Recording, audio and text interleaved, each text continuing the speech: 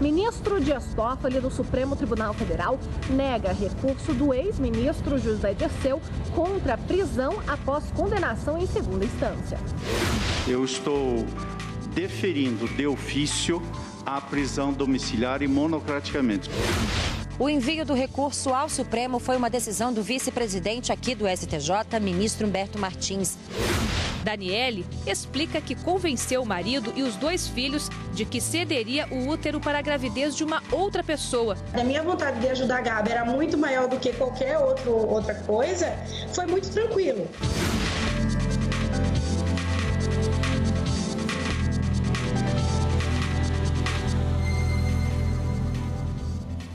Boa tarde. Olá, boa tarde. O ex-governador do Rio de Janeiro, Sérgio Cabral, virou réu pela 23ª vez na Operação Lava Jato. A Justiça Federal do Rio aceitou agora há pouco a denúncia oferecida pelo Ministério Público Federal de corrupção passiva em um esquema de superfaturamento e fraude no fornecimento de pão para os presos das cadeias estaduais, Cadu. Rafaela, além de Sérgio Cabral, outras 18 pessoas também foram denunciadas por corrupção ativa, passiva, lavagem de dinheiro e organização criminosa. O ex-governador já foi condenado 5 vezes na Lava Jato e a pena total ultrapassa os 100 anos de prisão. Ministro Dias Toffoli nega pedido de liminar de José Dirceu para evitar prisão após condenação em segunda instância. A repórter Evne Araújo tem mais informações sobre esse caso. Olá, Evne, boa tarde. Oi, Rafaela, boa tarde. O ministro Dias Toffoli afirmou que não poderia decidir sozinho sobre esse pedido e, por isso, encaminhou a decisão final para a segunda turma do STF. Ele disse que, neste caso, há impossibilidade de atuação individual. Mas essa não foi a única derrota da defesa do ex-ministro José Dirceu na Justiça. O Tribunal Regional Federal da 4ª Região também negou o recurso apresentado aí pelos advogados.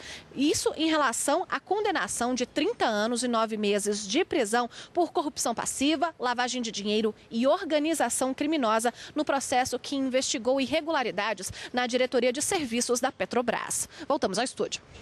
Obrigada, Evne, pelas informações. Cadu. Supremo Tribunal Federal rejeita trâmite de embargos infringentes contra a condenação de Paulo Maluf. Mas, considerando os problemas de saúde do deputado afastado, o ministro Edson Fachin decide manter a prisão domiciliar do parlamentar. Pelos problemas de saúde de Paulo Maluf indicados em laudos médicos, o ministro Edson Fachin, relator da ação penal que condenou o deputado federal no Supremo, decidiu manter a prisão domiciliar de Maluf. Como não houve essa apreciação, senhor presidente, e tendo em vista que o não provimento do agravo regimental mantém rígida a decisão que determinei ao início da execução, e, portanto, certifiquei também o respectivo trânsito em julgado, eu estou, nesse momento, retirando a proposta que fiz esse colegiado e comunicando ao colegiado que eu estou deferindo de ofício a prisão domiciliar e monocraticamente. Paulo Maluf já está em prisão domiciliar desde o último dia 28 de março, depois que o ministro Dias Toffoli concedeu uma liminar para permitir a prisão humanitária, o que foi submetido ao plenário. Mas, diante da decisão do ministro Edson Fachin, o pedido ficou prejudicado. Também na sessão, os ministros, por maioria 6-5, decidiram que não cabe julgar mais um recurso da defesa de Maluf. Os advogados questionavam a condenação da primeira turma, que determinou prisão de 7 anos, 9 meses e 10 dias no regime fechado pelo crime de lavagem de dinheiro.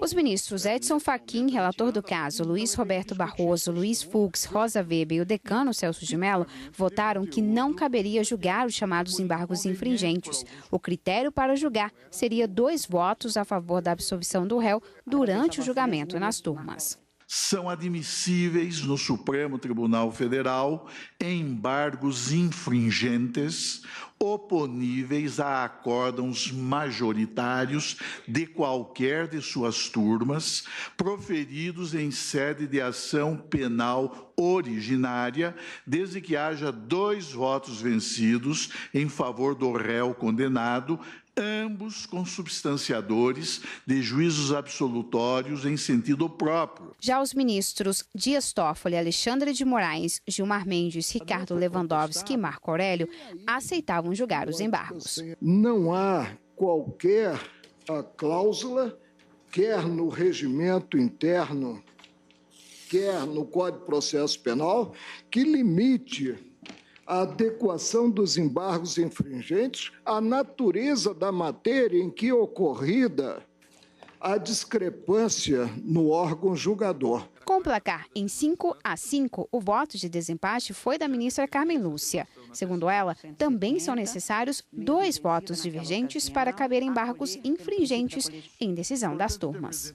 Adotando como cabíveis os embargos infringentes nas turmas, tenho para mim que há necessidade de acatamento deste requisito, tanto do número mínimo de votos absolutórios, que, portanto, leva à exigência desses 2 votos, e ainda que se tenha, neste caso, absolvição de mérito no sentido próprio e não valendo, portanto, outros requisitos. Por falta de provas e atendendo a pedido da PGR, ministro Edson Fachin arquiva a investigação contra 7 deputados do PP. E quem tem mais informações sobre esse caso é o repórter Gabriel Ciafrei. Boa tarde, Gabriel. Oi, Rafaela, boa tarde para você, boa tarde a todos. Neste processo, o diretório do Partido Progressista era investigado por suposto recebimento de R$2.700.000 pagos pela construtora Queiroz Galvão, uma das investigadas na Operação Lava Jato. O pagamento teria acontecido em 2010 e teria sido declarado como doação para a campanha eleitoral, mesmo havendo a suspeita de que esse dinheiro não foi utilizado para essa finalidade.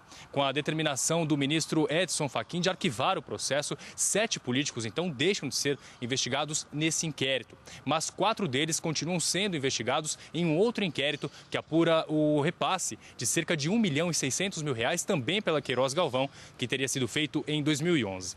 Cadu. Obrigado, Gabriel. O Superior Tribunal de Justiça determina o envio de recurso do ex-presidente Lula para o Supremo Tribunal Federal. O envio do recurso ao Supremo foi uma decisão do vice-presidente aqui do STJ, ministro Humberto Martins.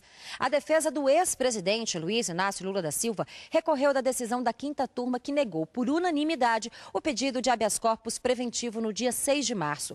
No pedido, a defesa queria evitar a prisão de Lula, condenado a 12 anos e 1 mês em regime fechado pelos crimes de corrupção passiva e lavagem de dinheiro. O recurso deve ser analisado pelo Supremo após o Ministério Público se manifestar sobre o processo, caso queira. E ainda nesta edição do Jornal da Justiça, motorista alcoolizado que causar acidente com morte pode ficar preso por até 8 anos. Antes, a pena por causar acidente com morte era de 2 a 4 anos, o que permitia que o delegado responsável pelo flagrante estipulasse uma fiança. Com a elevação da pena, isso não vai ser mais possível.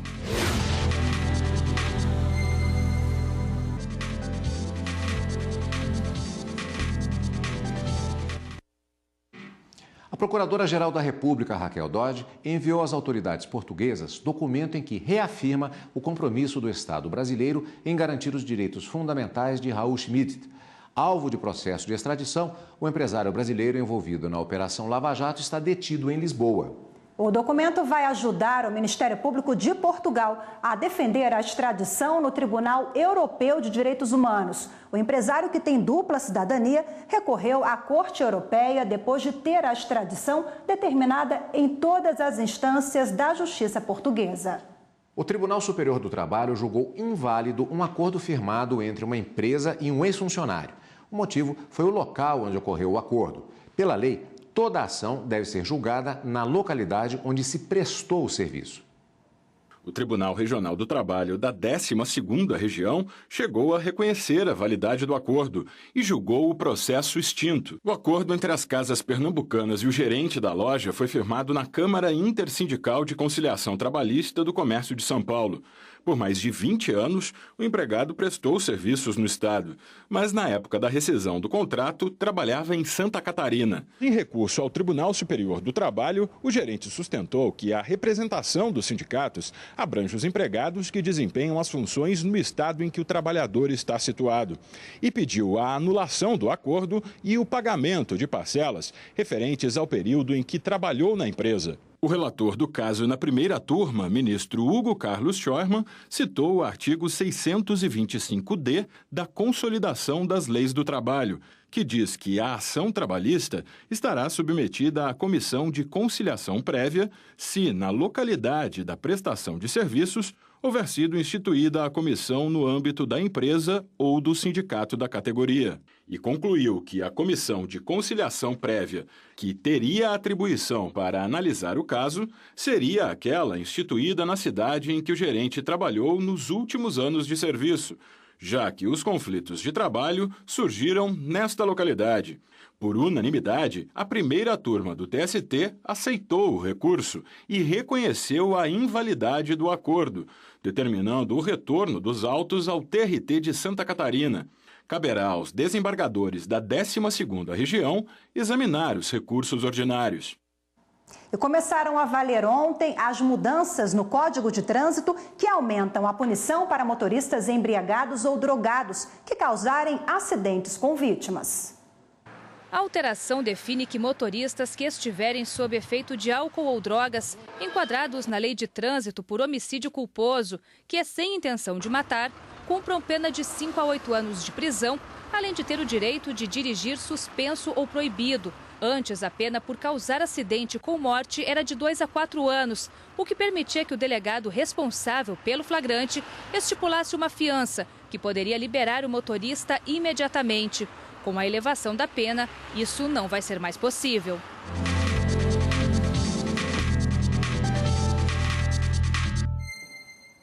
E para falar sobre as alterações no Código de Trânsito, nós recebemos nos estúdios da TV Justiça a advogada Andréa Rezende. Boa tarde, mais uma vez, obrigado pela presença. Boa tarde. Doutora, o motorista bêbado, ele agora, enquadrado na nova lei, ele pode pegar pena por homicídio culposo, sem intenção de matar, e que dá de 5 a 8 anos de prisão. É apenas uma das características dessa nova legislação.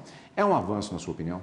Sim, com certeza é um avanço, porque a partir dessa majoração da pena, alguns benefícios são retirados do condutor que dirige sob influência de álcool e causa acidente com vítima fatal. Por exemplo, não vai caber mais a fiança, né? A partir de agora, ele não vai ter direito a pagar a fiança e aguardar o processo de liberdade. Vai ser necessário o quê? Uma análise do juiz para ver se é o caso de colocar aquele condutor em liberdade. Outro ponto também que caracteriza um grande avanço na legislação é a questão de tirar as penas restritivas de direito, porque com a majoração da pena de 5 a 8 anos já não cabe prestação de serviço à comunidade, as penas alternativas à pena de prisão. Agora, existe uma diferença entre o homicídio culposo ou doloso? Sim, tem ao aumento da pena, né? Sim, tem uma diferença muito grande entre o homicídio culposo e o homicídio doloso, tá? Essa diferenciação vai ser apurada pela autoridade policial. Eles vão fazer perícia no local quando é acidente com vítima e o delegado vai fazer o relatório e encaminhar ao Ministério Público. O Ministério Público que vai verificar se houve dolo ou não. Essa diferença significa que o condutor que estava dirigindo sob influência de álcool, ele assumiu o risco de matar ao passar a conduzir um veículo embriagado. Então, isso vai ser apurado pela autoridade policial. Podemos voltar ao velho dilema de Richelieu. Não fiscalizar aquilo que se quer cumprir com uma nova lei pode significar praticamente uma autorização a que seja feito aquilo que se quer proibir. Existe mecanismo no Estado brasileiro, especificamente, para o cumprimento dessa legislação? Sim, existe sim. No caso dessa legislação específica, onde houve essas alterações, você está tratando de acidentes com vítima. Geralmente, acidentes com vítima, a polícia é acionada, é feito perícia no local. É diferente de quando se fala de uma blitz de trânsito, onde vai ter blitz, não vai, depende do órgão, né, fiscalizador. No caso do acidente de trânsito em si, havendo vítima, sempre a polícia é chamada para fazer a perícia do local. Agora, aumento de pena pode significar em redução de acidentes e mortes no trânsito? Sim, eu acredito que foi um passo muito importante que essa lei deu e ela, tendo uma penalidade mais forte, mais coercitiva, eu acredito que o número de pessoas que vão estar dirigindo embriagadas vai diminuir e nós vamos poder estar diminuindo a taxa de acidentes de trânsito. Os chamados rachas, eles são abordados de alguma forma na nova legislação? Sim, a nova lei, ela trouxe, essa alteração da lei, ela trouxe agora a tipificação do artigo 308 do Código de Trânsito. E esse artigo, ele traz a possibilidade do crime pela conduta do racha ou manobra perigosa, qualquer situação dessa. Agora, em relação ao bafômetro, teve alguma mudança? Não, com relação à questão de dirigir sob influência de álcool, não teve uma mudança em si. A quantidade é a mesma, né? A quantidade é a mesma e o artigo 306, que era o artigo que previa o crime de trânsito por dirigir sob influência de álcool, ele permaneceu inalterado. Então, para as pessoas que estão dirigindo sob influência de álcool, não houve aumento de pena. O que houve foi aumento de pena no caso de um dano, ou lesão corporal ou vítima fatal. Doutora, muito obrigado pela sua participação, portanto, aqui nesta edição do Jornal da Justiça. Obrigada, até a próxima, doutora Andréia. Obrigada. E ainda nesta edição, barriga solidária é permitida no Brasil, mas é preciso respeitar as regras. Daniele explica que convenceu o marido e os 2 filhos de que cederia o útero para a gravidez de uma outra pessoa. A minha vontade de ajudar a Gabi era muito maior do que qualquer outra coisa, foi muito tranquilo.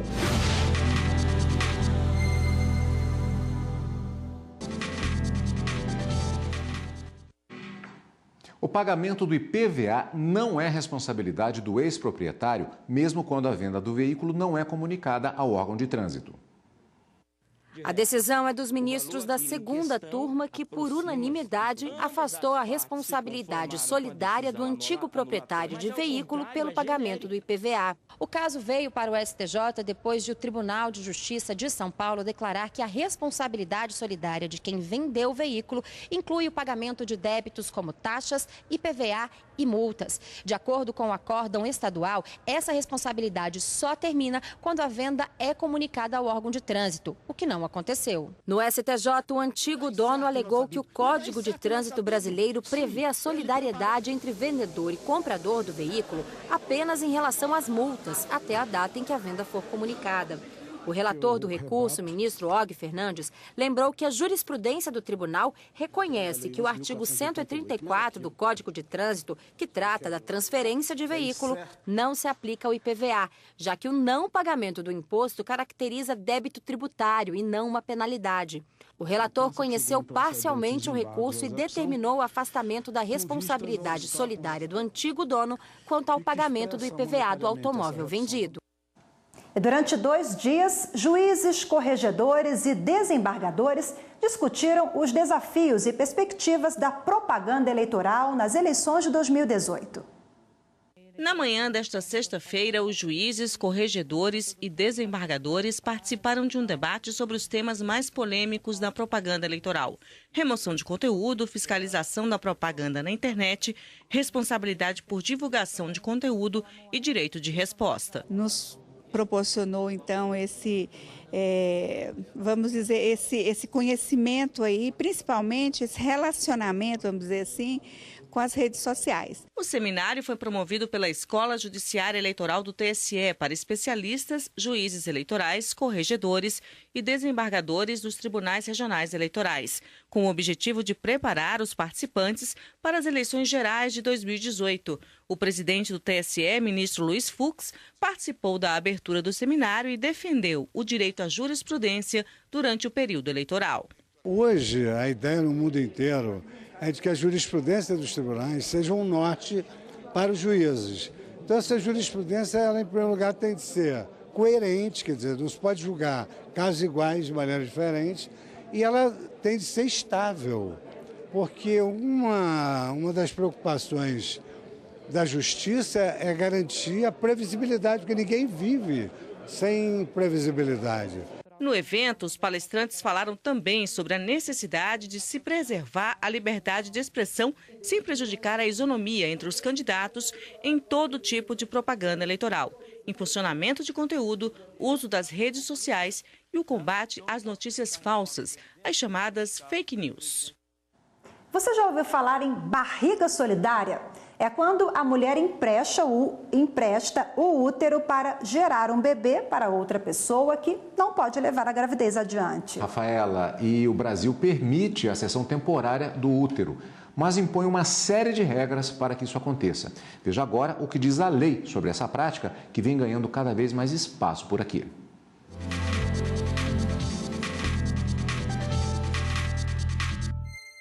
O sonho de Rodney e do marido era ter um filho. Eles decidiram que o caminho seria a chamada barriga solidária. Só que não tinham parentes próximos que pudessem levar uma gestação adiante.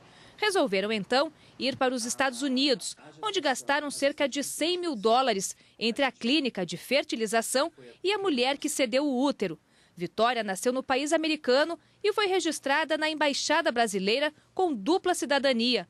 Rodney está realizado com a filha, que hoje tem 3 anos e meio, mas critica a falta de uma legislação específica para tratar do assunto aqui no Brasil. Uma legislação ou de normativas que assegure ao casal homoafetivo, especialmente ao casal afetivo masculino, o acesso pleno às técnicas de fertilização in vitro. Tá? Especialmente com relação à gravidez de substituição. O tema é regido por uma resolução do Conselho Federal de Medicina. O documento explica que a cessão temporária de útero pode ser feita por parentes de até 4º grau. Mães, irmãs, sobrinhas, primas. Mas quando não há familiares próximos e é preciso contar com o apoio de uma amiga, por exemplo, o caso tem que ser analisado pelo Conselho. Isso porque no Brasil a barriga solidária não pode ter caráter comercial. Não é permitido cobrar pela gestação. Por isso, há muitos anos não se usa mais a expressão barriga de aluguel. Toda e qualquer demanda que porventura ocorra, a pessoa interessada tem que fazer o recurso ao Conselho Regional de Medicina. Se no Conselho Regional de Medicina não foi contemplada, recorre ao Conselho Federal de Medicina, onde se reúne a Câmara Técnica de Reprodução Assistida. Aí nós analisamos o caso e tentamos, da melhor forma possível, resolver. Nas clínicas de fertilização, a procura é grande, principalmente por casais heterossexuais que não podem ter filhos e casais homoafetivos masculinos. O processo de gestação de substituição, como é chamado, precisa seguir regras bastante restritas que protejam todos os envolvidos. Há necessidade de uma autorização médica para atestar a condição emocional, acompanhamento de psicólogos e assinatura de termos de compromisso e consentimento. Explica bastante sobre o papel de cada um, sobre como vai ser a questão da gestação, trabalhar um pouco essa questão do bebê que tem que ser entregue, tudo. Todo mundo fica bem ciente do papel de cada um. Nesses casos que fogem aos parentes, de 4º grau de um dos 2 pais biológicos, a gente sempre pede autorização para o Conselho Federal de Medicina. A gente faz uma requisição e o caso é analisado de forma individual pelo nosso Conselho Regional. Mas quem planeja uma barriga solidária costuma ter muitas dúvidas, como, por exemplo, a situação do registro civil. Especialistas garantem que os cartórios estão preparados, mas para tirar a certidão de nascimento é exigido um documento da clínica de fertilização que explique como foi feito todo o processo. Vai dizer como foi feita a fertilização, tá? Se há anonimato, se não há anonimato, se foi entre o próprio casal, se não foi entre o próprio casal, se tem uma pessoa que tem essa barriga solidária, tá? E se o material genético é anônimo, se ele não é anônimo. Já as famílias que procuram profissionais no exterior precisam fazer o procedimento no consulado brasileiro do país. Nesses casos, a criança vai ter dupla cidadania. Gabriela fez tudo no Brasil e na maternidade mesmo, ela conseguiu registrar o casal de gêmeos. Por causa de um problema sanguíneo, os médicos aconselharam que ela não ficasse grávida. O sonho de ser mãe foi realizado graças à ajuda de uma amiga que cedeu o útero. Eles tiveram que assinar alguns termos oficiais explicando que estavam cedendo o útero, nesse caso marido e mulher, já que eles eram casados. A gente assinou também um termo se responsabilizando pelas despesas médicas ou qualquer ocorrência que pudesse advir daí, né? Eu precisei apresentar ao Conselho laudos de diversos especialistas atestando que realmente era impossível gestar. O advogado de Gabriela conta que não foi difícil comprovar que a cliente e a mulher que cedeu o útero eram amigas e que não havia relação comercial entre as duas. A comissão de bioética, ela faz essa triagem, ela reúne as partes, reúne o casal que é titular do material genético do embrião, reúne a doadora temporária de útero, o companheiro, o marido, enfim, as pessoas envolvidas, verifica se já existem crianças, filhas deste outro casal, para que elas tenham um acompanhamento psicológico. Daniele, amiga de Gabriela, explica que convenceu o marido e os 2 filhos de que cederia o útero para a gravidez de uma outra pessoa. Eu já tinha 2 filhos e como é que ia ser para eles todo o processo de estar grávida e ter que lidar com isso, dizer para eles, olha, não é da mamãe, né? Não é o irmão de vocês, né? Como é que eu ia fazer aquilo? E depois eu pensei, como é que vai se dar no meu casamento? Quando eu percebi que todo esse processo era muito tranquilo para mim, porque na verdade a minha vontade de ajudar a Gabi era muito maior do que qualquer outra coisa, foi muito tranquilo. Quando eu olho para eles, a gente fica bem feliz, porque a gente sabe que eles são bem mais felizes hoje, né, com as crianças. Ela é madrinha da minha filha. Não tenho o que dizer, foi maravilhoso.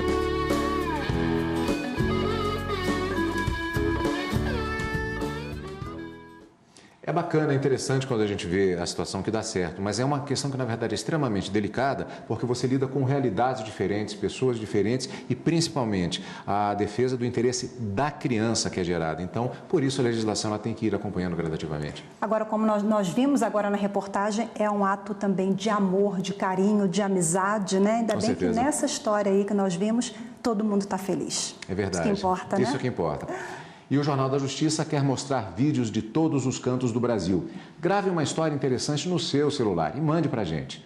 O nosso WhatsApp, anote aí, 61, prefixo de Brasília, 992606116. E o e-mail, jornaldajustiça@stf.jus.br. E hoje nós vamos ficando por aqui.